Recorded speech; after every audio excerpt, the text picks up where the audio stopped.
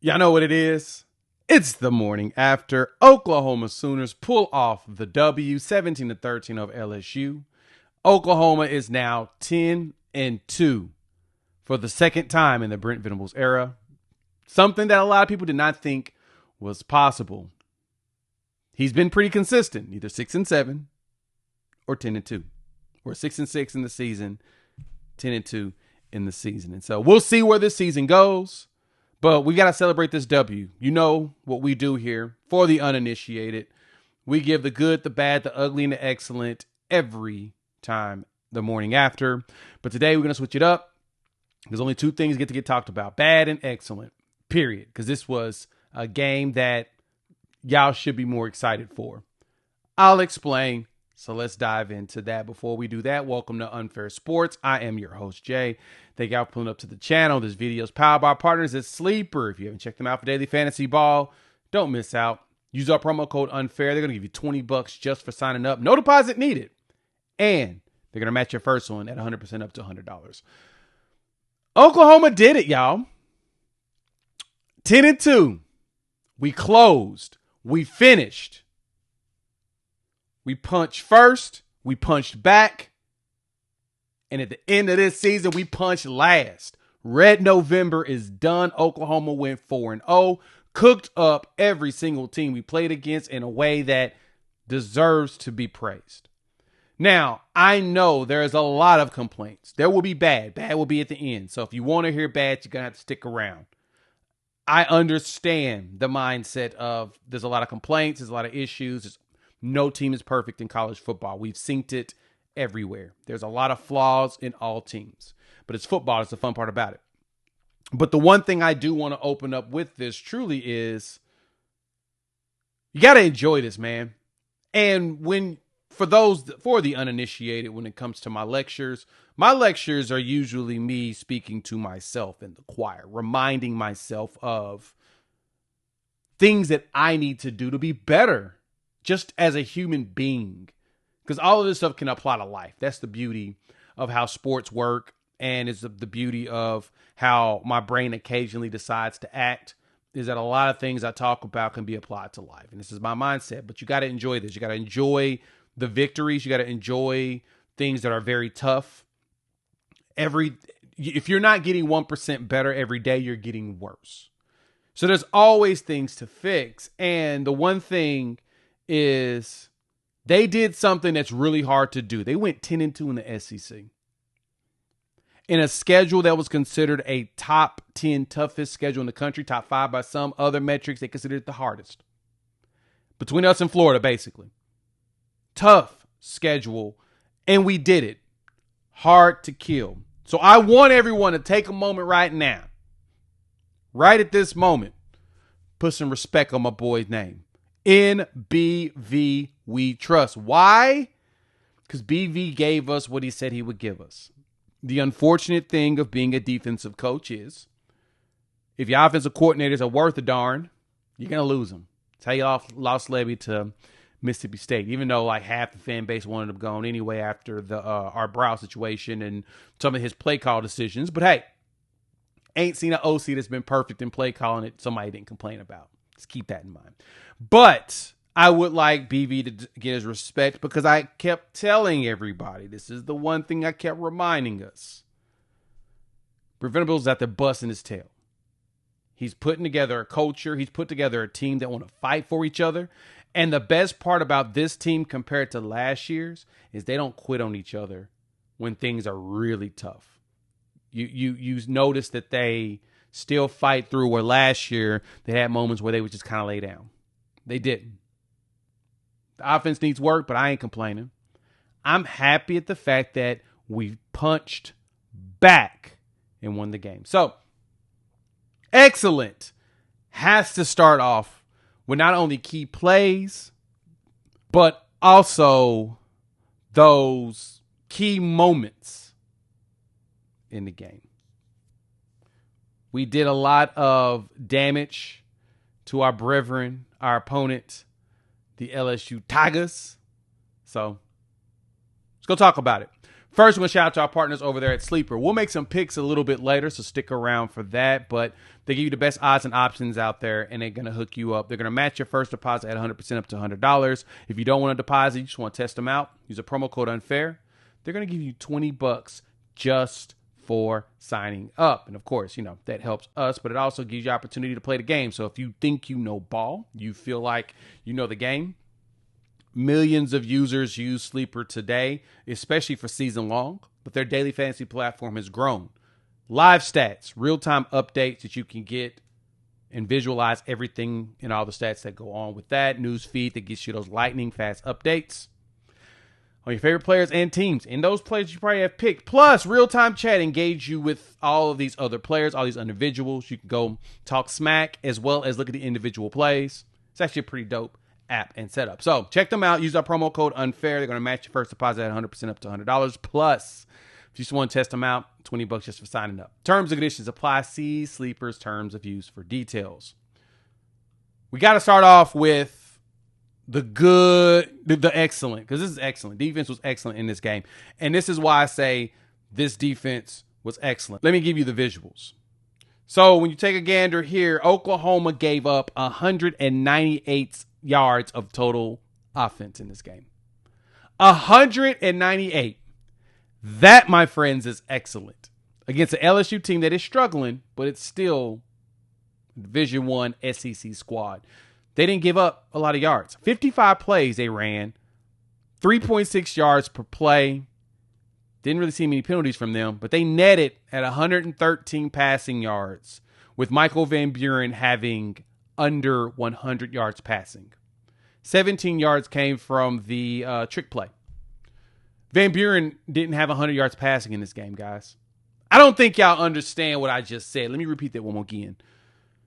Michael Van Buren did not have 100 yards passing in this game. If you don't believe me, let me show you real quick. Individual statistics. Michael Van Buren, 96 yards passing. 96 yards passing in this game. You cannot beat that. Period. Thank you, defense, for doing your thing. They were playing a lot of match protect and get rid of the ball quickly to prevent us from really getting to the quarterback. And so, we kind of slacked it up. We just kept them busy. We also, the run game, 85 yards rushing in this game.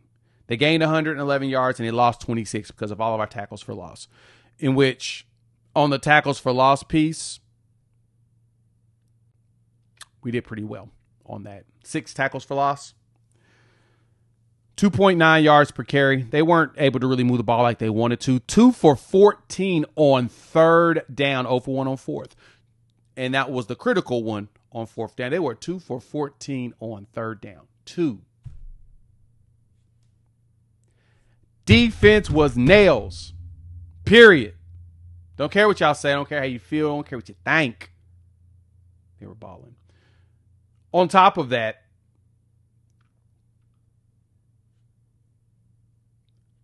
plays that really jumped out to your boy G-Baby.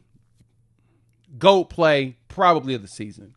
That reverse buster was so freaking good. I didn't even know what to think. That man broke through so fast that he almost intercepted. Because he tried to. He reached out to grab it. He tried to intercept it. He almost intercepted a reverse.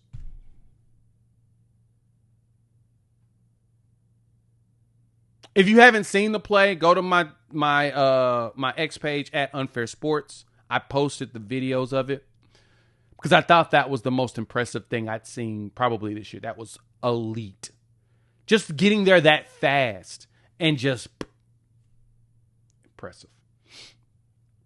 The Bowen brothers. Shout out to them. This is 4 straight games they've gotten an interception. You had the Peyton pick again in Red November. Peyton got the pick against Tennessee. You get Eli versus Bama, Eli versus Missouri, and then Peyton against LSU. We throw a pass, it gets tipped in the air. Harold Perkins is great and aware and good at getting at the ball. Got to the ball, ran that bad boy down. Shout out to John Mateer. He finished the game with 2 tackles. Not 1, but 2.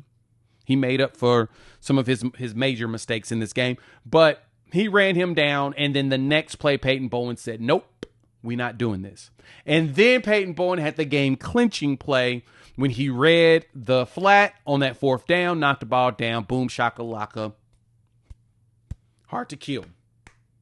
Hard to kill. Just remember that.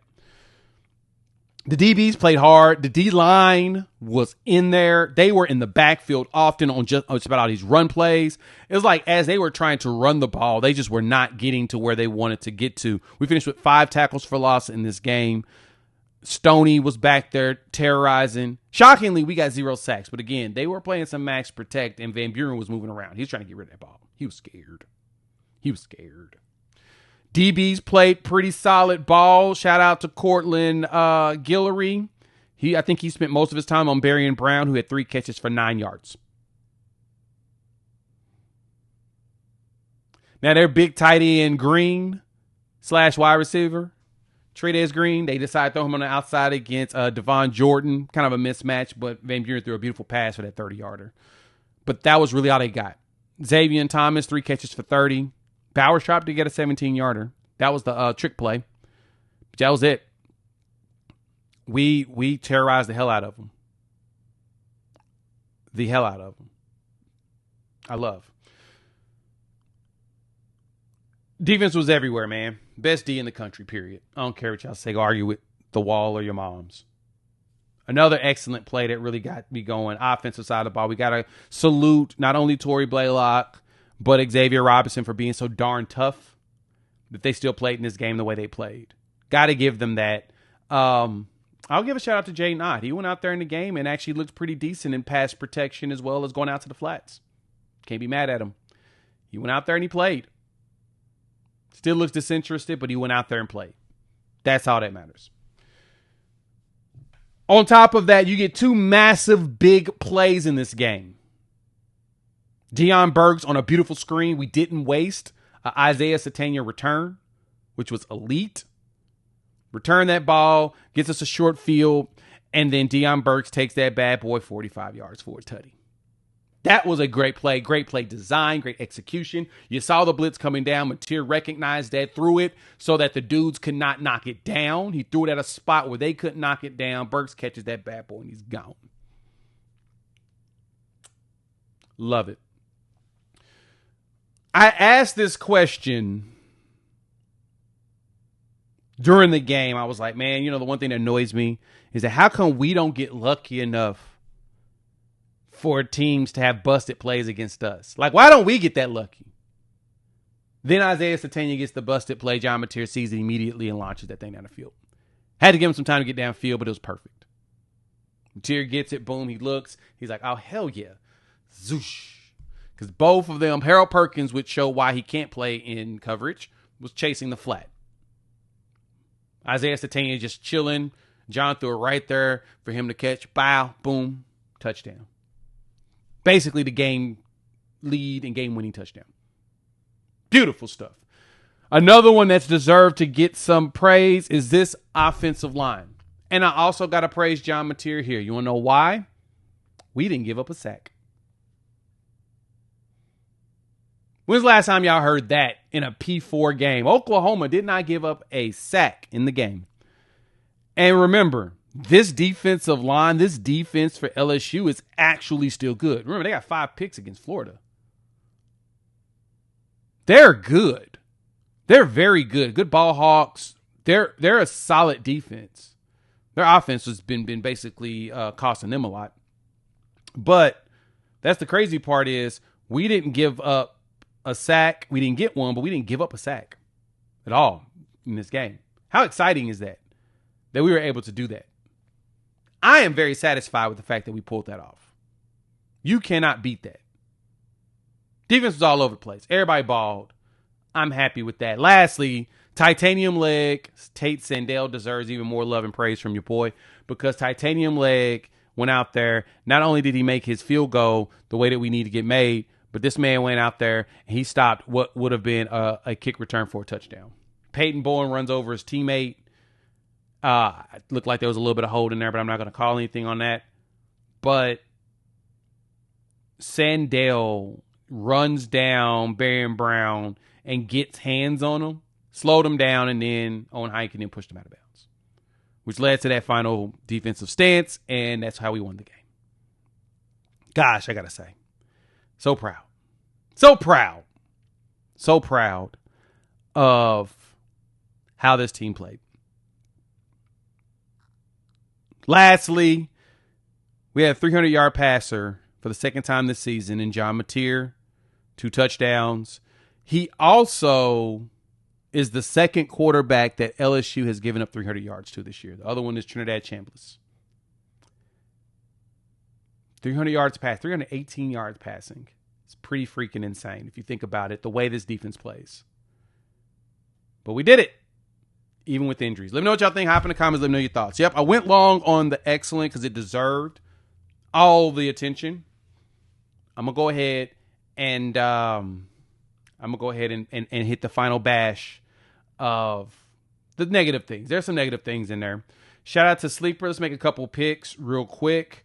And right now, they're going to give you a 100% boost. 5 picks or more. You can look at some of these NFL games. So if I'm going to pick some of these NFL games, I don't know if our guy is going to play Baker, dealing with that shoulder deal, but I'm going to take Christian McCaffrey to score. I do think Jackson Smith and Jigba will as well.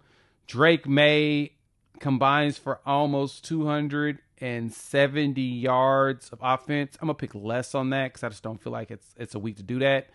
But I could see Bijan trying to make a bounce back even with Kirk Cousins throwing the ball. Nah, they won't let me pick that promotion. Okay, that's fine. I'm going to take Shador to go pass for less against San Francisco. It's going to be a fun game. Definitely not going to pick the pre-pick of Purdy, but as long as I pick 5, I'll get a 100% boost. Give me James Cook to score. Give me Rashad White to not get any rushing yards. And I'm going to close it out with Josh Allen with 2 passing touchdowns. Pick 2 or more players, more or less on the stats, and you can win up to 1,000 times your money. Making game days into paydays. Use our promo code UNFAIR. They're going to hook you up. Match your first deposit 100% up to $100. Plus, give you $20 just for signing up. Terms and conditions apply. See Sleeper's terms of use for details. Let's wrap this up. Put a bow on it. Bad stuff. Mateer 3 picks. Now, I know a lot of y'all were like, put in Michael Hawkins. Put in Michael Hawkins. I don't want to burn his red shirt in a situation where we weren't really down by much. There's no we here. There was no moment I said put in Michael Hawkins. My mindset was settle the bleep down. Mainly because when we started running tempo, we started looking good. The ball was flying, flowing, open guys. LSU couldn't handle the tempo that we were doing because we don't do it enough on tape for them to have to handle it. But he was dealing. Then he screwed up. And he started to get a little too loosey-goosey. And that's when he started throwing picks. First one was a tip pass at the line. I mean, that's just unfortunate. I saw where the guy was going. The drop passes was kicking our tail. Giovanni with the ref. I mean, that was a good pass. He threw it right to him, right past the ref's ear, which kind of used the ref as like a shield. Like, that's another play that I always wonder why we don't do more of. Is plays that drive the defender into the refs. Teams do that to us all the time. I noticed that if you watch how some routes are ran by across the middle on us and those catches happen, they use like the ref as a pick. And the receivers know to run that route. So I'm guessing that's an Emmett Jones thing. He needs to work with them on that. But I've seen that. I'm like, dang, man, we need to do more of that. Because that's actually really genius if you really think about it. It's an extra dude in the way. But Mateer's got to settle down. The only thing I'm going to give him Mateer in this game, though, Mateer still finished this game 23 for 38.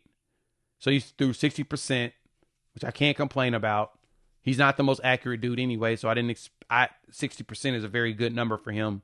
Right now, he's at 62% on the season, and he threw 2 touchdowns. Now, he finished with double-digit picks, just like I told y'all he would. I said 10 was going to come. I said at minimum 10 interceptions this season. He decided to screw up me being wrong and go ahead and get y'all to 10 with 3 of them this game. He's got to play better. He now has weeks of rest.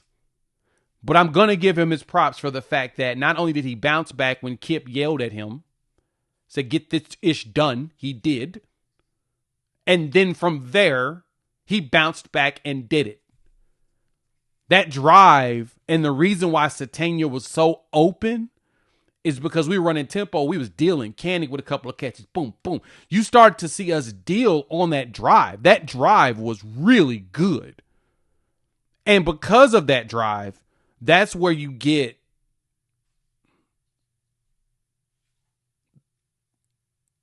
that wide open dude. That's how you get Sategna wide open like that. Like that, they were struggling with the tempo. You could tell. Like you had a couple of plays to Sategna, and they didn't know what to do after that. I'm sorry, a couple plays to Canick. You had that 9-yarder, and then Canick with the move, with the bow, bow, bow, the burger move, run up the middle, 17-yarder. And that to me was really your example of how this game was going to go. Those two plays right there, and then you get Sategna scoring the 58-yarder because he's wide open. They were confused. Shout out to Arbuckle with that good design. That was solid. He knows what the personnel looks like. He knows how healthy we are. We know how we're playing, and you got that. Individual-wise, Material's just got to play better. The good thing is his play hasn't been detrimental to W's. I'm going to give him that part, period. Wide receiver room, Sategna, 9 for 121. He's tied for number 2 in the SEC in receiving yards this season. Got him another touchdown. Burks finally got him a tutty. Looks like he finally got out there. 4 for 61. And the tutty, that 45-yarder was elite. Good find. Canick's 54 yards. Most we've gotten from a tight end in a bit. I'm just happy we won. But Material's got to play better. We're going to say this every week. He's got to play better. And he ain't going nowhere. Unfortunate for y'all, he ain't going nowhere. He's going to have to play better in the confines of this system. I also need my receivers to catch the dang ball. The Helms one, sure, he threw it a little bit behind him, but dude, it's still in your hands. It hits you right in the fingertips. You could have just... And Helms is probably gone.